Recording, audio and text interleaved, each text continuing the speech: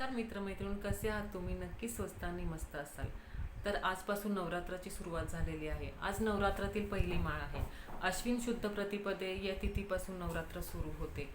तर ह्या नव दिवसामध्ये आपण नवदुर्गेचे 9 रूपांची पूजा, अ, परत मंत्र जप, आराधना, भजन, कीर्तन हे केले जाते. आणि हे अगदी प्राचीन काळापासून हे सर्व पूजा अर्चा केली जाते. आज नवरात्रातली पहिली माळ असून नवदुर्गेचे प्रथम स्वरूप शैलपुत्री ह्या देवीला समर्पित आहे. शैलपुत्री देवीच्या ललाटावरती अर्धचंद्र आहे. तिच्या उजव्या हातामध्ये त्रिशूल आणि डाव्या हातात कमळाचे फूल आहे. नंदी हे देवीचे वाहन आहे, म्हणून या देवीला वृषभारूढा असेही म्हटले जाते.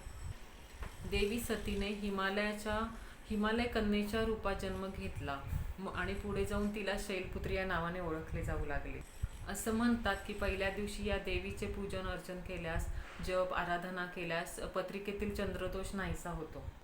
शैलपुत्री या देवीचे आवाहन सर्व नद्या, तीर्थ आणि दिशांनी केले जाते. या देवी सर्व भूतेषु शैलपुत्री रूपेण संस्थिता, नमस्तस्ये नमस्तस्ये नमस्तस्ये नमो नमः हा देवीचा मंत्र आहे. हिमालय कन्या असल्यामुळे देवीला बर्फाप्रमाणे पांढरा रंग प्रिय आहे. त्यामुळे आपण आजच्या दिवशी देवीला पांढऱ्या रंगाचे वस्त्र, पांढऱ्या रंगाची फुलं आणि पांढऱ्या रंगाचे समावेश असलेली मिठाई अर्पण करतो.